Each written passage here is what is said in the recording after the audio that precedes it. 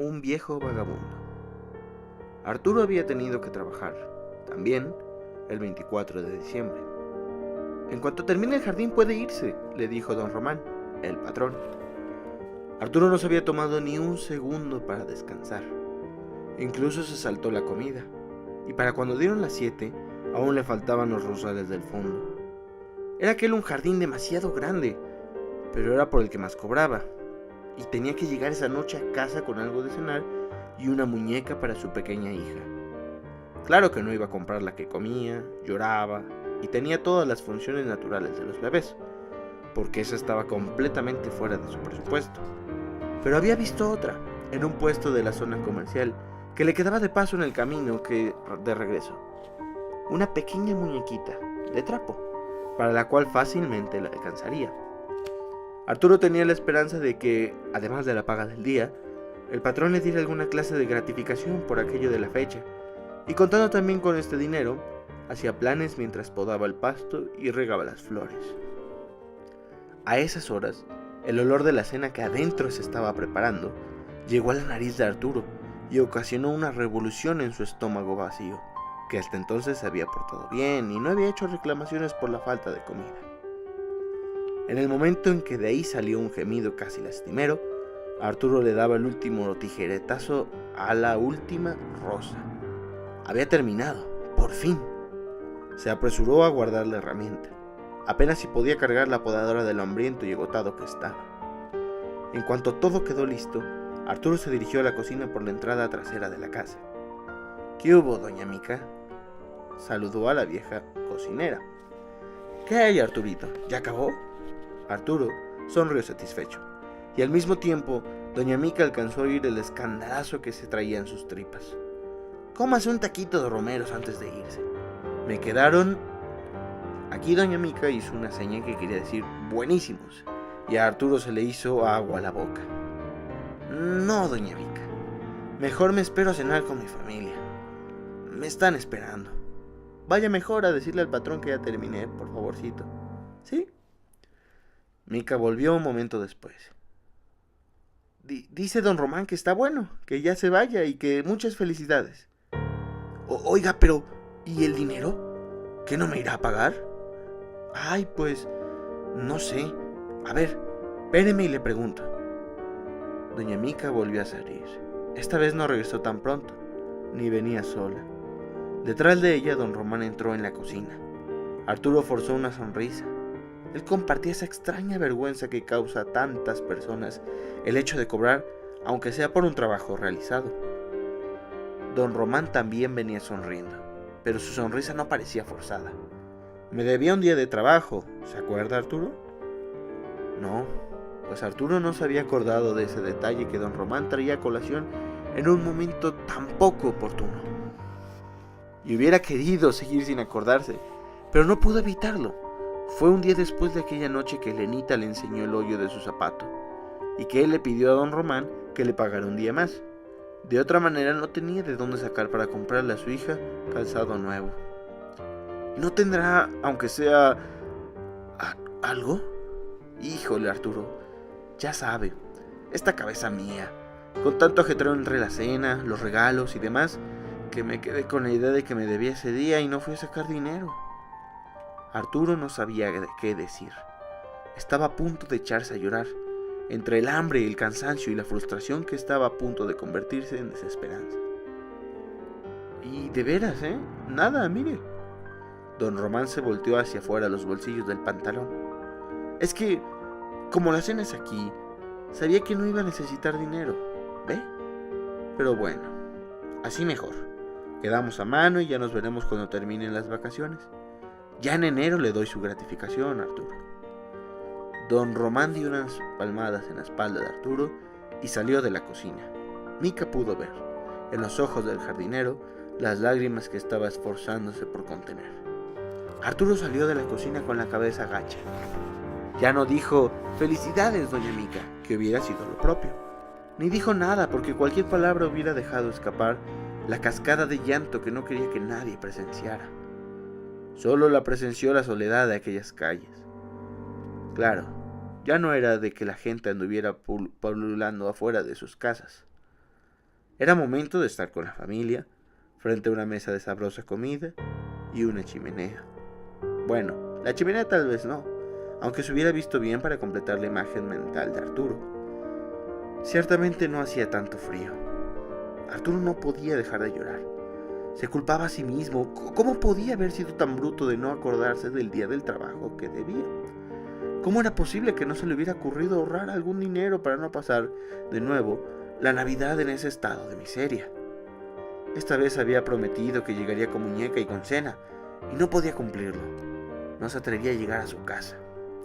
Salió de la colonia y llegó a la zona de comercios. Algunos optimistas intentaban, a esas alturas, vender arbolitos, pero la mayoría de los puestos se habían levantado para entonces. Pasó frente al puesto donde estaba la muñeca que iba a ser para Elenita. Arturo no quiso ni mirar. Caminó sin hacer caso a nada que no fuera esa imagen que insistía en dibujarse en su mente, la de su hija triste por la falta del juguete. También apareció la de su esposa, con el inevitable gesto de decepción al ver que Arturo llegaba a casa con las manos vacías. La luz del supermercado lo distrajo. Se detuvo a mirar hacia adentro, pensando cómo podían esas pobres cajeras trabajar esa noche, porque había un gran letrero que decía: abierto 24 horas todo el año. Arturo, en ese momento, hubiera deseado ser una de ellas, y así tener un pretexto para no llegar a casa. Estaba trabajando 24 horas. Casi sin quererlo, una idea empezó a generarse en su mente. El súper estaba más bien vacío. Las cajeras se notaban muy aburridas. Seguramente se sentían tristes por tener que trabajar esa noche. Por ahí andaba un policía que parecía distraído. Siguió pensando Arturo que su vieja chamarra tenía espacio para guardar algo sin que se notara. No acababa de pensarlo cuando sus pies ya lo habían conducido hacia el interior del supermercado, directamente al departamento de carnes. Primero se asomó a donde estaban los pavos que nadie había escogido para cocinarlos esa noche, pero eran demasiado grandes. Además, ¿para qué tanto animal para una familia tan pequeña? En otro estante descansaban decenas de paquetes de filetes, carne molida en trocitos para brochetas y una caña de lomo, limpiecita y del tamaño justo para que alcanzaran a cenar los tres sin quedarse con hambre. Arturo miró hacia ambos lados. Tenía el camino libre, como si fuera un bandido que se hubiera dedicado toda su vida a robar. Hizo un movimiento veloz, y en menos de un instante el paquete de carne estaba enfriándole el ombligo bajo la chamarra. Pero Arturo nunca había hecho una cosa así. Todo el dinero que había ganado en su vida y todas las cosas que se había comido eran producto de su trabajo, así es que no pudo evitar ponerse nervioso. Todo el cuerpo le temblaba y sendas gotas de sudor resbalaban por delante de sus orejas mientras se dirigía hacia la salida, haciendo un esfuerzo grande pero inútil para actuar normalmente. Al pasar por la caja que era la antesala de su escape, incluso le deseó felicidades a la empleada, y ahora sí, la puerta del supermercado. Unos pasos más y estaría en la calle. Fijó su mirada en la banqueta, y cuando apenas uno de sus pies había salido del súper, sintió que alguien lo jalaba del brazo. Arturo suspiró derrotado y se volvió lentamente hasta encontrar la mirada cargada de reproche del policía que minutos antes parecía tan distraído. No lo mandaron a la delegación, según dijeron, porque era Navidad, pero lo detuvieron encerrado por más de una hora haciéndole preguntas e intentando en vano que pagara la carne. Después de eso lo dejaron salir, pero Arturo no sabía qué era peor, si pasarse la Nochebuena en la delegación o llegar a su casa y encontrarse con las lágrimas de su hija y la tristeza de su mujer. Salió del súper y caminó sin rumbo. Los sonidos alegres que salían de las casas y los aromas de cenas recién preparadas aumentaban por momentos su congoja, hasta que sintió que ya no tenía más fuerzas y se sentó en un parabús, no tanto a descansar, sino simplemente dejar pasar el tiempo y seguir masticando su fracaso. De pronto, un vagabundo anciano y solitario extendió una cobija sucia en el asiento del parabús que estaba libre. Arturo lo miró con desgano y se imaginó a sí mismo, en un futuro, en las mismas circunstancias de aquel infeliz. El vagabundo se sentó, sacó una pequeña botella de la bolsa interior de su saco. ¿Gustas, amigo?, le dijo Arturo ofreciéndole la botella. Arturo la tomó, sin decir nada, Le dio un trago. Esperaba saborear alguna especie de licor. Pero no, era una limonada insípida. ¿Y por qué festejas las Navidades en un parabús?, preguntó el desconocido. ¿Qué? ¿Estás loco? ¿O no tienes a nadie en el mundo como yo? Arturo sintió la forma de hablar del vagabundo un tanto agresiva, pero tal vez porque necesitaba sacar todo el dolor que traía adentro, le contó su desafortunada historia de ese 24 de diciembre. Cuando terminó, estaba dispuesto a irse. Sentía menos pesar, ya que hablar de lo que nos aqueja hace siempre que los problemas parezcan un poco más ligeros. Claro, debí suponer que eras como todos. Arturo se extrañó al oír aquello. No esperaba escuchar del vagabundo palabras de consuelo, pero tampoco esa frase acusatoria. ¿Como todos quiénes? Como todos los demás que creen que lo importante de estas fechas es cuánto se gastan en festejarlas. ¿Tú crees que a tu mujer y a tu hija les importan las cosas que les lleves? Yo puedo imaginarlas en este momento. Están preocupadas, tal vez llorando, preguntándose dónde estás y si no te habrá pasado algo. Deja de sentir lástima por ti mismo. Ellas, antes que la famosa muñeca o un pedazo de carne, están esperando que tú aparezcas por la puerta. Arturo miraba al hombre entre sorprendido y medio asustado. Deja de mirarme así, continuó el vagabundo, y no me vayas a decir que te has tragado todo ese cuento de compre, beba, coma. Tanto se lo dicen a uno que acaba por creer que no es feliz si no puede comprar el vino fulanito o los regalos en tiendas caras.